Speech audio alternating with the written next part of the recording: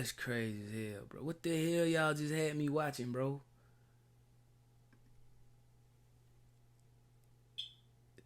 That was crazy. Hey, man, rest in peace, Woodie, man. Free that boy Snoop. And I ain't gonna cap y'all. You know what I'm saying? That one was kind of long, bro. But like 30 minutes in, I was like, because basically both of those guys looked like they were white guys. So I was thinking like, did Snoop take the rap for Woodie? And that's why Woodie, like, he was like, I'm gonna ride for you, bro, and all that thing. And that's why he knew for sure that he was innocent, because he was like, bro, that was me. It wasn't even him. Like, he, come on. You too. Bam, bam, Ma. What it do, man? What's happening with y'all, man? What's that word?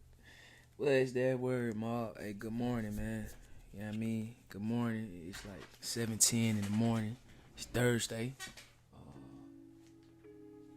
I don't know. We'll figure it out. But yeah, man, it's Thursday, man.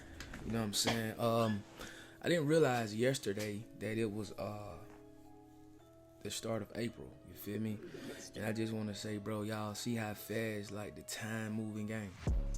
Like the time is moving ridiculously fast, bro. It's like 3 months out of the way, like that, man. You better get on your grind, man. Anyway, me and my lady, we got to slide to the city this morning. So I decided to just come in here and just get a little work done, man, while she getting ready. I'm gonna get this work done, man. You dig what I'm saying? And we back on the second reaction channel. Now, this video was requested by a subscriber.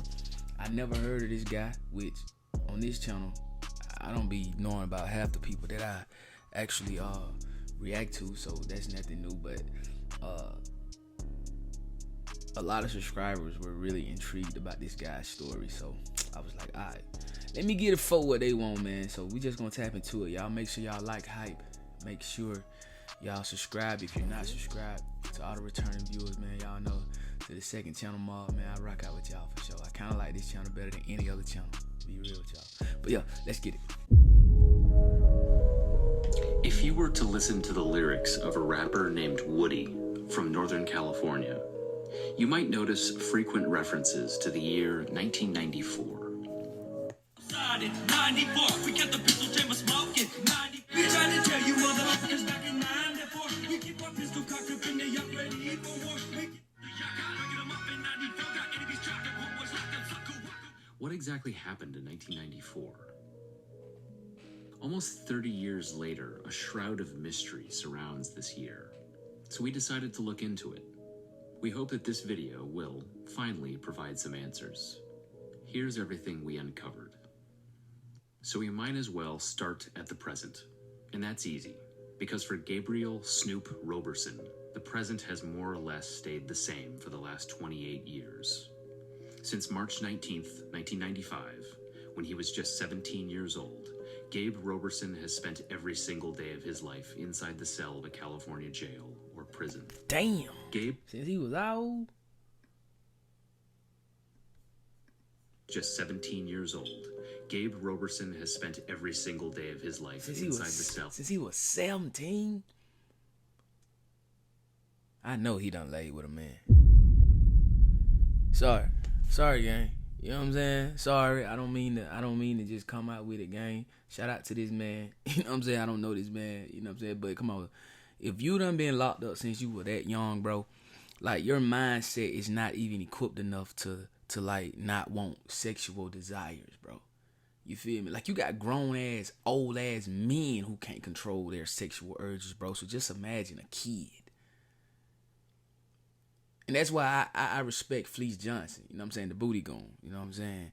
Because he told the truth. He said, bro, I was 14 when I went in. I had never really been with a woman like that, bro. So I had to basically do what it do. So, like, hey, dog, that's crazy as hell, bro. And some of y'all gonna be like, well, hey, man, he probably was sleeping with the guards. Man, you got to be up to sleep with a guard in the chain gang, bro. You got to be having your way. And it's not that easy to have your way in the chain gang. It's not that easy. The California jail or prison. Gabe was convicted of a murder that happened decades ago, during a time in California where gang violence was responsible for thousands of murders every year. and seized the attention of not just state leaders, but the national media and the White House. I did not have relations. By contrast, nowadays, with that woman. Virtually all of the deadly violence of the 1990s is long forgotten. And many of the people who went to prison for murder or manslaughter around that time have been released from prison too. Neither of those are true in Gabe's case. He's stuck in a cell with no chance at parole for years, and in all likelihood will remain behind bars for decades to come. How are you with dogs? Oh, I love dogs. I only... Far from forgotten. And if you go to Antioch, California... Well, that's it. But at the same... He's a true soldier, right? Snoop at Mr. Gabriel Roberson. To any females. time, Gabe's case is far from forgotten. And if you go to Antioch, California, and talk to folks, you'll find that many strongly believe Gabe has lost his entire adulthood over a crime he never committed. You lying, In this bro. video, we'll attempt to explain He ain't the even history do behind it. his case, the gang beefs behind the deadly shooting that ruined a girl's coming-of-age party, and how the voice of just one man was able to keep the case of Gabriel Snoop Roberson from being forgotten. Let's go back to the early 1990s in East Contra Costa County, a place we've covered before in another video. Nowadays, the area's biggest city of Antioch is known as a haven for drugs, crime, gang violence, and a notorious kidnapping by a child molester.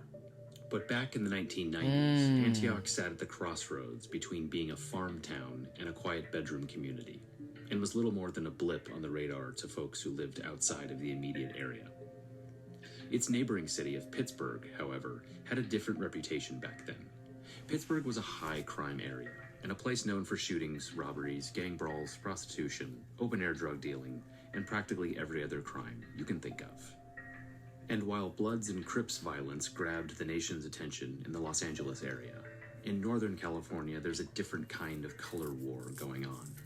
Norteños and the Sureños, translated simply to Northerners and Southerners, who claimed red and blue, respectively, and carved out territory through cliques that formed organically throughout the Bay Area, Central Valley, and coastal communities. During the 1990s, a few such subsets rose to prominence around the same time.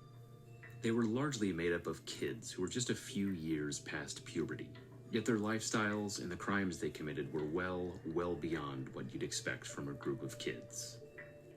The prominent Sureño gang in Pittsburgh at that time was Los Monkeys 13, or LMT, Los Monkeys, whose territory centered around West Boulevard. Teens' parents who were from Los Angeles or who had traveled from that area were more likely to join LMT. But if you were an up-and-coming Norteño, you probably ended up in either the Pittsburgh-based East Bay Locos or the Antioch gang known as the West 20th Street Norteños, a name bestowed upon them by a local newspaper, also called West Twomp for short.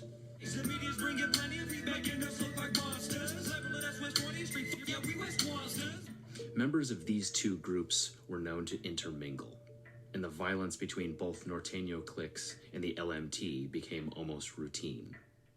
That brings us to April 16th, 1994, when a 16-year-old Pittsburgh resident named George Garcia decided to take advantage of his father going a couple hours south to San Jose and invite friends over to his home on 138B Madeline Street. He asked about a half dozen people to come over, but one of them, a guy named Goofy Eddie Segura, who drove a distinctive... That nigga name was Goofy? Well, yeah, they named him Goofy. They probably called him Eddie, though. Named him Goofy, called him Eddie. Right? 1979 Burgundy Monte Carlo, circulated a flyer advertising the party around two local high schools. So, a lot more guests were bound to show up. Among them were brothers Carlos Blackbird Ramirez and his brother Ray, as well as Gabe Roberson and a host of other EBL and West 20th Street gang members. For you see, George Garcia was a Norteño and was hosting a party with many Norteño guests, despite living right in the heart of Sureño territory. They soon learned that they weren't the only ones who knew about the party that night. Of course, it was a little flyer. Before 10 p.m., a blue sedan drove by. and someone hung a gun out the window and opened fire at the house party, striking Ray Ramirez in the side. He fell, hitting his head on the concrete, while the bullet instantly paralyzed him from the waist down. His 17-year-old brother, Blackbird, witnessed the entire thing and was obviously incredibly distressed. 5 years later, after lingering in poor health, Ray Ramirez would pass away shortly after being admitted into a local hospital. Oh my God. Gabe Roberson. But you gotta think, right? When you go through something very catastrophic like that, bro, to where you once could walk to now you can't walk, bro. I don't even think it's the can't walk part that kill people. It's just the fact, like, people get bedridden, man. People just get depressed as hell. You know what I'm saying? Like, depression can kill you, bro. You feel me? Like, straight up and down, man.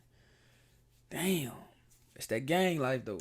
Standing right next to Ray Ramirez when he was shot, but didn't stick around too long after the cops got there. He would later explain that he'd decided he'd had enough for one night and simply walked on home while replaying the traumatic events of the evening in his head, while other norteños from the party plotted retaliation. This incident set off a chain of events that would forever change the lives of everyone. They start sliding, cool. It just so happened that on the same evening as the party on Madeline Street, a family was hosting a coming-of-age party for 15-year-old Cristina Ramirez at the Veterans Hall in the neighboring town of Antioch. Known as a quinceañera, the celebration was set to go well into the night, fully catered with food, beer, and music. Quinceañeras are typically joyful events, full of life and dancing, where the young lady who's being celebrated gets to help plan her own party in great detail. In this case, Cristina made a seemingly innocuous decision that might have factored into the tragedy that was about to unfold that night. She decided that guests would wear sky blue, and that the room should be adorned with white and blue balloons.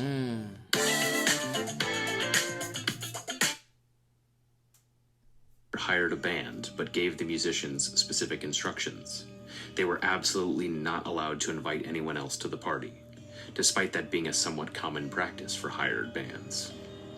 Unfortunately, the band ignored this request from the Ramirez family, and at least one member invited some buddies to enjoy the fun, including an LMT Sureño named Cristobal Lozano. 2 years later, Lozano would be arrested along with 4 other Sureños on suspicion of killing 18-year-old Luis Cano in Antioch. And he'd later take a plea deal for an assault with a firearm charge. But on this night, police were pretty certain that he'd had nothing to do with the shooting at the party that paralyzed Ray Ramirez. And the 2 suspects who police eventually identified, Joel Pirate Tapia and Baltimore Arroyo, were never charged with shooting Ray. But they were known LMT Sureños who were both implicated in other unrelated acts of gang violence. At any rate, the quinceañera was coming to an end a little before 1 a.m. on the morning of the 17th, when party guests noticed a subtle disruption. A young man, whom no one invited, opened the door to the Veterans Hall and peeked inside, appearing to carefully inspect each table of attendees. He appeared to fixate on Cristobal Lozano. Then he closed the door and left. Multiple attendees would later identify this person as Goofy Eddie Segura, who had arrived in his Monte Carlo with a carload full of norteños. Goofy finna get that kickback. Around the same time, one of Christina's friends came up to her and told her, "There's a bunch of norteños outside." Cristina replied that someone should tell an adult. But before long, 2 more young men burst into the Veterans Hall, one armed with a revolver, the other with a sawed-off shotgun. Here we go. They appeared to be aiming at Lozano, who was standing near the band. He ran. They opened fire. Got the hell on. Lozano escaped injury completely, but 5 people were hit, including 2 of Christina's uncles and 3 other party guests.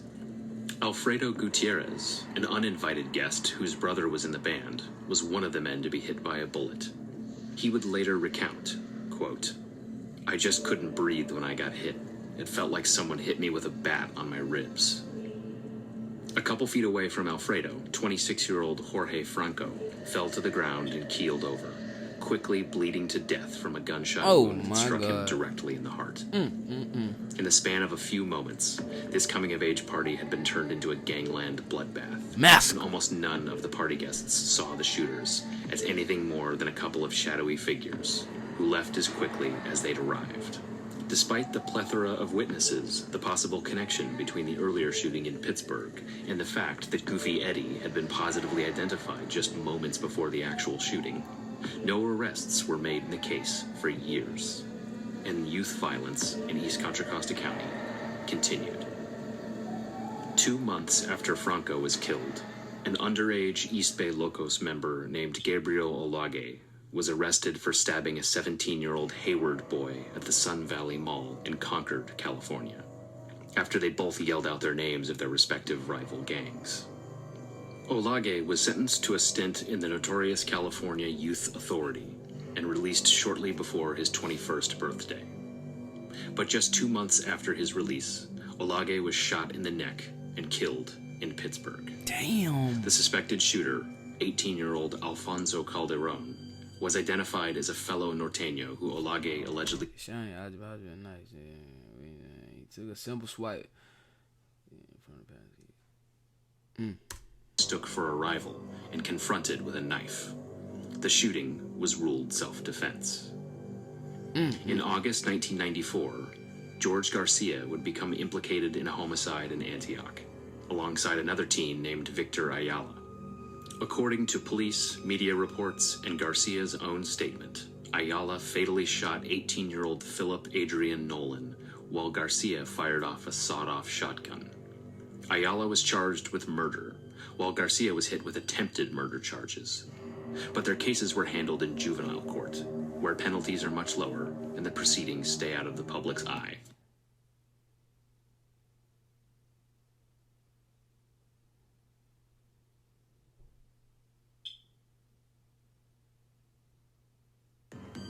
Nolan's death was preceded by the killing of a 14-year-old Richard Orellana in nearby Concord just 2 weeks earlier, which was also chalked up to the Norteño-Sureño conflict.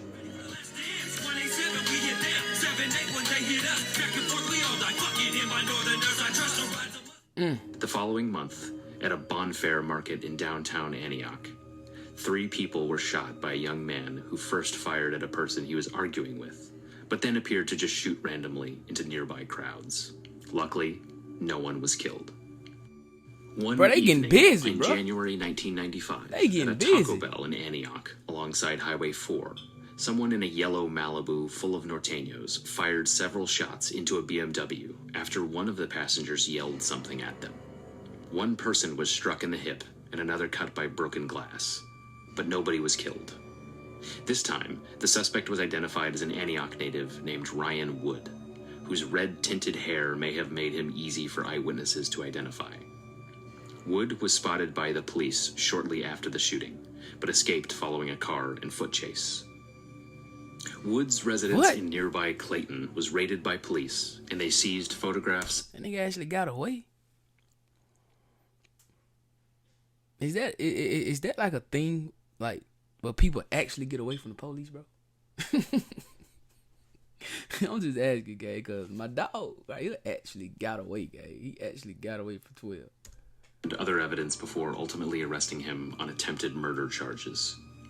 Wood was able to avoid prison, thanks in part to a lack of witness cooperation, but was required to stay away from the Antioch area as a term of probation. They banned In him. just a few years, though, Ryan Wood would be known around the world for being influenced by his upbringing in the city of Antioch, and the Taco Bell shooting would later be immortalized in a popular song.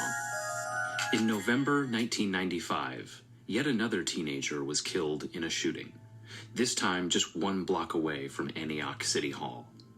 17-year-old Martin Maya was shot in the head, abdomen, and arm, but survived until the next day when he was pronounced dead at a local hospital. 2 others were injured. This time, police identified a suspect within hours of the shooting, and detectives would later claim that the same man was responsible for the Bonfair Market shooting nearly a year earlier. It was Carlos Blackbird Ramirez, Ray Ramirez's brother, who had apparently spun out of control after that fateful night on April 16th the year before, after watching his brother suffer. Raymond, the night before April, he got shot. Started a big old thing. A whole bunch of stuff happened. Brother got shot and just went crazy. He give a fuck, man. That was the beginning of his downfall, Blackbird's probation officer would later tell a local newspaper. Before that, he wasn't a serious criminal, just a gangbanger having fun. A judge issued a warrant for Blackbird's arrest. Booking.com has stays for absolutely anyone. For instance, Had fled to Mexico. Got the hell up out of there. While the search for Blackbird continued, police were trying like crazy to gather enough evidence to justify charging him with the murder of Jorge Franco at the Veterans Hall. But so far, they were striking out. They were certain that Blackbird was the man wielding a sawed-off shotgun, but as the manhunt showed no signs of ending, Detective Leonard Orman of the Antioch Police Department concentrated his efforts on identifying the second gunman. And by February 1996, Orman was pretty sure that it was Gabe Snoop Roberson who had fired the revolver at other party guests. Orman traveled down to meet Snoop at Susanville Prison, where he had been serving a sentence for home burglary and robbery charges. Snoop had been behind bars since the year before, when he was still just 17, but now, as a very young adult, had been transferred to the California prison system. Their conversation went like this. Orman spoke with Snoop casually about Ray Ramirez being paralyzed, but then his tone changed. He started grilling Gabe about the quinceañera, telling him he'd never see his 2-year-old son outside of prison ever again, and that if he admitted guilt, he'd be dealt with more leniently. Gabe offered denial after denial, then completely broke down, effectively ending the conversation. Orman returned back to Antioch without a confession, but 9 months later, the Contra Costa District Attorney decided he didn't need one. Gabe was charged with 1 count of murder for Jorge Franco, bro. and 4 counts of attempted murder for the party guests who were in the line of fire. There was a shooting. I was never questioned. Almost 2 years went by. I was in prison for something else. It's the only time I'd ever been locked up in my life. And they came to question me. I just told them I didn't know. I knew I didn't do it, but I didn't know who did it. But they told me if I didn't want to cooperate, I had to be placed in the hole. So I got placed in the hole. That's crazy as hell, man. Administrative segregation is what they call it. They lock you in the cell and you stay in your cell by yourself all day. They want you to break. So basically, they probably know this man ain't do that, bro. But they thinking like, bro, you know who did it, bro. You know what I'm saying? And if you don't give us a name, we gonna lock your ass up for it. It's like a scare tactic. But I guess Snoop stayed down, bro. I guess Snoop stayed down. And isolate you. My parole date, the detective came back and told me I was being charged. The case was strung together thus. Stomach probably dropped. One party guest had identified Gabe from a photo lineup and repeated the ID during the preliminary hearing, while a second man had told police he saw Gabe outside the Veterans Hall with a gun near Goofy Eddie's Monte Carlo, then later claimed he wasn't so sure. It was that and a whole pile of gang evidence, detailing not just Gabe's ties to the West 20th Street Norteños, but other crimes committed by other gang members, including some like George Garcia, who turned away from the gang after the Philip Nolan homicide and was now a government cooperator. Ironically, prosecutors theorized that Franco's killers had gotten the guns from Garcia's co-defendant, Victor Ayala, who loaned them to other Norteños while he was in jail for killing Philip Nolan. One thing jurors were not allowed to see was the conversation between Detective Orman and Gabe, as Judge Wayne Westover explained the offers of leniency in an attempt to elicit a confession had gone too far. Quote, "I think the officer just went one step beyond with what he's done here. I've heard his interviews before and upheld them, but I think this one is different." Damn, what he did to him? Gabe was brought back to the Contra Costa County Jail, and his trial started in early 1997. As expected, prosecutor McGregor Scott brought forth both gang members and several party guests as witnesses. One, a former norteño named Miguel Fregoso, who had claimed that he'd seen Gabe outside the Veterans Hall. This shit crazy, Now waffled. bro. Quote, I don't remember. I don't know. It kind of looked like him, but I'm not sure. Only one person positively identified Gabe as the shooter in court. He was Alfredo Ramirez, a 46-year-old Salinas resident who had been shot in the chest and was both Christina and Jorge's uncle. Ramirez did not waver in his identification, other than insisting that he did not feel the effects of the beer he drank that night because he was dancing. But towards the end of the trial, a seemingly This man had 67 beer. This man was drunk, bro.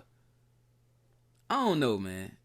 Maybe I don't know. Let's get through it. significant detail came out. As the trial was ending, Detective Orman testified that Alfredo Ramirez had initially offered a description of the shooter with one very specific detail that could not have applied to Gabe. He had distinctive blondish red or reddish blonde hair. Nevertheless, Alfredo had identified Gabe in both a photo lineup and in court. So when jurors began to deliberate, they were heavily leaning towards guilt. But days into deliberation, there was still one holdout who didn't have faith that Alfredo was sober enough to identify the shooter. A mistrial was declared, and McGregor Scott was taken off the case and replaced by another deputy district attorney, John Cope. Granger knows that if you're a school custodian... They all the same, though. Second trial 5 months later, his luck ran out. He was convicted of murder, all of the attempted murders, gang charges, and enhancements for use of a gun, leaving him with a sentence of life and then some. Snoop gotta be deceased and come back 5 times before he's released. At age 18, swiped off the streets and said about these police convicted of...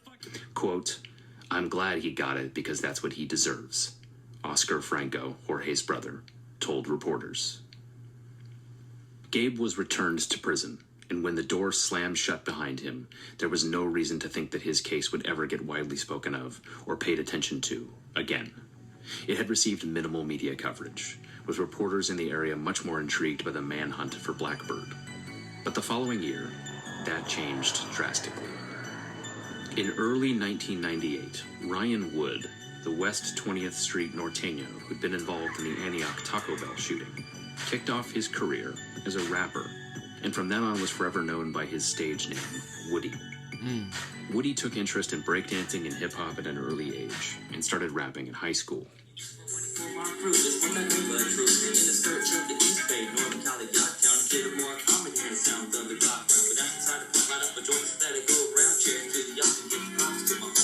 Okay. Despite some significant hurdles, he was white in an era where Vanilla Ice had made a mockery of white rappers. He was self-funded. His hometown lacked major street credibility at that time. He produced his own beats, and he lacked mainstream acceptance or distribution. His debut album, Yak Influenced, began generating a buzz. Woodie started selling the album out of his own trunk in the spirit of a Bay Area rap entrepreneurial spirit that became widespread in the early 2000s, but eventually started stocking the shelves of local record shops. In the blink of an eye, Yak Influence was being sold out of Tower Records, Sam Goody, and other major chains. What's up, man? Woodie's songs were transparently authentic. The musings of a young man caught up in a treacherous world of gang violence, torn between unwavering loyalty to his friends, while contemplating how and when he'll face the consequences of his lifestyle. He spoke not just about gang violence, but the dilemma of being caught between the streets in his own family, and also spoke about real-life events with piercing accuracy. Listen to the tape. These are real events that happen. I'm talking about real people, homeboys of mine. This isn't a fictional tape. This is real things. This is my side of it. You know, this is how I... On the album Demons in My Sleep, released through the major distributor Koch Records, Woodie included a song called Tales of a Killer, with a verse that recounted the events of the Taco Bell shooting that mirrors the police reports in that case almost exactly. There's another common theme in Woodie's music: Gabriel Snoop Roberson. In song lyrics, album liner notes, and in interviews with the media, Woodie insisted that Snoop was innocent and praised him for his, quote, loyalty. Yeah. Woodie also had a message for Snoop. Quote, we got that appeal lawyer coming. That's what's up. That's dope, man. That's dope. I ain't gonna count. It's dope. He's up locked in a prison cell. Piper in appeal and get him out while he still has his health. I'm trying to make enough money to hire Johnny Cochran. He's a moving innocent prisoner. From the walls, he's As Woodie's fan base grew and the phenomenon of anonymous internet forums began to spread in the early 2000s, fans across the United States grew curious about this person, Snoop, that they kept hearing about in songs. The local newspaper even took notice and aired an interview where Woodie gave his side to not just Snoop's case, but several other high-profile incidents in East Contra Costa County. The cops and the DA might have won in court, but Woodie was winning on public relations. However, this had no bearing on Snoop's case. He lost his appeal and continued to serve out his life sentence, with no other legal options available. That's crazy. As Woodie's rap career was just taking off, yet another tragedy occurred in July of 1998. After a manhunt that lasted 4 years, Blackbird surfaced in Antioch, but he would never end up in police custody. He allegedly showed up at the home of his ex-girlfriend, took their 2 kids, and barricaded himself inside the house for what turned out to be a multi-day standoff. In the end, both Blackbird and his daughters were dead from gunshot wounds. Police announced that Blackbird had killed the girls and then turned the... I don't believe that shit. I don't believe that. He did. I mean, the police did that shit, man. Police did that shit, brother. Like, the police be doing a lot of stuff, bro, that they could just cover up. Well, he killed his daughters and now, man, they switch the crib, man. You know what I'm saying? He probably felt like they was gonna kill him. That's probably why he barricaded his kids and his girl in the house. He was like, long as y'all in here, they probably ain't gonna come in and kill me. But come on, man. I don't know what year this was. I want to say, I guess the 90s, man. The police in California, they didn't give a damn. They switched the crib, bro. It was the second such standoff in Antioch to end this way within a relatively short period of time. But friends and family members of Blackbird have rejected this version of events, with Woodie insisting that Blackbird and his children were killed by police. They were, bro. Pointing to the fact that he had suffered 2 fatal gunshot wounds to the head as evidence of this. Perhaps to push back against this narrative, Antioch police released tapes of the standoff. While those tapes were released to the media, no versions have surfaced online, and the Antioch Police Department says they have since been destroyed. All that's left are online articles where journalists recounted what they heard. Woodie was devastated by the death of Blackbird. What did it say? Counted what they... Antioch last words appear to have been in anguish. Oh my God. Why would he say, oh my God, if he gonna kill his kids, bro? Man, that shit fucked up. Forgive me, Lord. Woodie was devastated by the death of Blackbird. They're trying to lock all of us up. They might have killed the babies and look. They knew that Snoop didn't kill nobody and sentenced him to the most. Yup. They probably, man, listen, bro. They were gonna kill that man anyway because he was the only tie to getting that dude out, bro. And they didn't want to admit that they got an innocent man locked up, bro. You feel what I'm saying? So they were like, man, we gonna kill him, bro. You know what I mean? Come on, man. They were gonna kill him anyway, gang. We can start as Blackbird tonight. I'm chopping it up with my big homie. He might be gone, but he's still in my life. Across the food and separate us, but one of the same spirit. His flesh is gone, but his soul is on. And when he speaks to me, I hear it. You gotta get gay now, huh? Wasn't for that, I'll be with you right now. Without a second thought. Blackbird, get it, baby. As the years ticked on, Woodie's rap career continued forward, and his fan base got bigger and bigger. He got a major record deal from Koch Records, but also continued putting albums out on his own label, East Coco Records, and became known as a local legend. He continued to rap about Snoop's loyalty and how he was wrongfully convicted, with lyrics that seemed to hint at the identity of the real perpetrator. Just as long I can't appreciate enough the days like this I live to see. If it wasn't for a homie like Snoop, Snoop would be me. And although Blackbird ain't here to share it in, but didn't have a clue that I would soon be gunning for revenge. For my enemies that paralyze and slowly seal the fate of my blood brother rape. What the Bible gotta say. If my family's hurting anyway, somebody's gotta pay. For ex homies who right, police say forever Snoop's locked down. He's innocent, you can ask the yacht town. I do my to devour, strip that OG from his reputation in the late night hour show. Shower, let the situation sour with fun, but ain't no stopping the popping niggas are dropping these pumps. I found my... Around 2002, Woodie moved to Paradise, California, a small town in the foothills of the Sierra Nevada, where he started meeting new people. Shortly thereafter, Woodie's music started to take on a darker tone. Lyrics about gangbanging and partying were overshadowed by lyrics about government conspiracies, mental health, and otherwise morose themes. But then, on March 7th, 2007, Woodie died of an apparent self-inflicted gunshot. Damn, he killed himself, bro. As rap fans mourned the death of an underground legend, Woodie's mother made an alarming post on an East Coco Records internet forum, stating that after Woodie died, he had been robbed by a, quote, evil girl. To this day, circumstances surrounding Woodie's death remain somewhat of a mystery. Online rumors spread that Woodie died in a town called Florence in Oregon. This rumor traces back to an online post by someone named Sharon M. We were able to verify that Sharon M. is in fact related to Woodie and resides in Florence, Oregon. We will leave it at that. That's crazy. Another rumor is that Woodie was distraught following the death of his wife, but we could not find any confirmation that Woodie was even married. We were also unable to locate a coroner's report, but did find confirmation of death from the Social Security Death Index. Nevertheless, not even Woodie's close friends know exactly what happened to him. Damn, still can't believe my goodness, y'all. Can't shake the feeling in my gut, there's something more that went on. But you the only one that knows the truth, which adds to the stress. So many questions still unanswered, I can't seem to let rest. It's weighing heavy. But here's what we do know about the days leading up to Woodie's death. Crazy as hell. An man. IRS tax lien was levied against him in late 2006 for $10,282. He made frequent trips to Oregon and Washington. He used several burner phone numbers and even used a fake name to obtain a P.O. box in Paradise, California. In June 2009, Lenny Cervantes, who was a close friend of Woodie, died in a mysterious car accident in Paradise.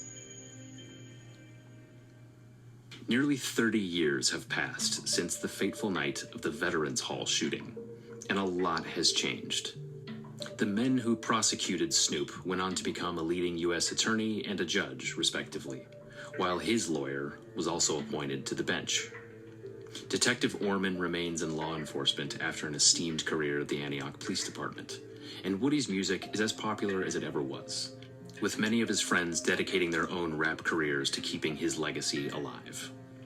For Snoop, though, almost nothing has changed. The Innocence Project considered representing him, but ultimately turned it down because it generally reserves resources for cases with DNA evidence. Damn, he in Pelican His Bay. appeals have struck out, and his first parole board hearing went horribly. And unless he shows up at the next hearing with his hat in hand, ready to confess to something he still insists he did not do, it's unlikely to go any better. Barring a long-shot pardon from the governor, the only hope for Gabe Roberson would involve a review by the Contra Costa District Attorney's Conviction Integrity Unit, which, ironically, is reviewing thousands of convictions, due to a massive scandal involving alleged corruption, criminal activity, and racism within the Antioch Police Department. But while none of the involved officers were around when Snoop, Woodie, and Blackbird were roaming the streets of Antioch, many in the local community see it as vindication to their claims of rampant, ongoing corruption within the police department. There has been but one major recent development to all of this, but once again, it came from the rap world, not the court system. In mid-2022, a Pittsburgh rapper named AWAX, who was the longtime friend of Woodie, put out a song called East Coco, a clear tribute to Woodie's record label of the same name. In it, AWAX claimed first-hand knowledge of a confession tape that Woodie allegedly recorded shortly before his death, where, quote, everything that Snoop is in jail for, he, as in Woodie, admitted to. God. That tape, if it ever surfaces, could be a get-out-of-prison card for Gabe, combined with a witness statement that indicated that a man with distinctive blonde reddish hair was holding the revolver. But, like so many subjects of intrigue in this tragic tale, the evidence of its existence is limited to the lyrics of a classic Bay Area hip-hop record. So far. Yeah, and I love all my family, all my homies. You know, I never turn my back on any of y'all. could I? Look what Snoop did. Loyalty above all laws.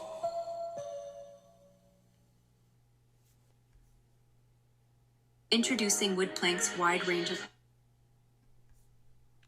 Bro, that's crazy as hell, bro. What the hell y'all just had me watching, bro?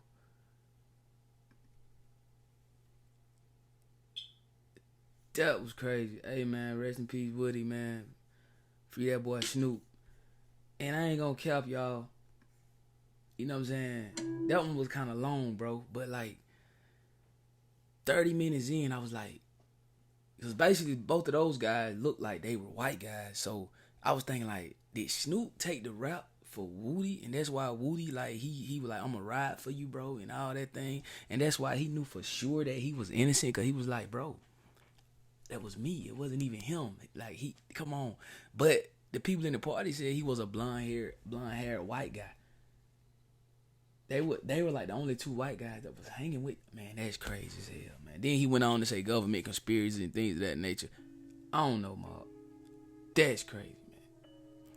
I ain't gonna speak too much on it, bro. Shit, fuck, hell no. Long live them guys, though, man. Free Snoop. I think he innocent, too. I don't know. But, hey, y'all let me know how y'all feel about it, though, folk, in the comment section down below, man. Don't forget to like that video. Don't forget to sub that makes you ring that bell. After y'all ring it up, though, make sure y'all hit all, because I don't want y'all to be missing none of these banger for you. Schmip. Mar life or no life. Mar well nowhere. And we coming OTM. We gonna get that thing straight out the mud every single day, man. Happy Thursday. Y'all be easy, bro. You know what I'm saying? Remember to say some prayers, bro. Talk to God today, man. And, yo, we're gonna run that chicken bag up for sure. Catch y'all in a minute, folks. Let's get it. Gang. You know we got the streets, nigga. We got the trap, too. I say my trap doing numbers, I just bust another jewel, got a player around the corner, hey. I say my trap doing numbers like that 05 summer, got a quarter pound on me, hey. The trap doing numbers.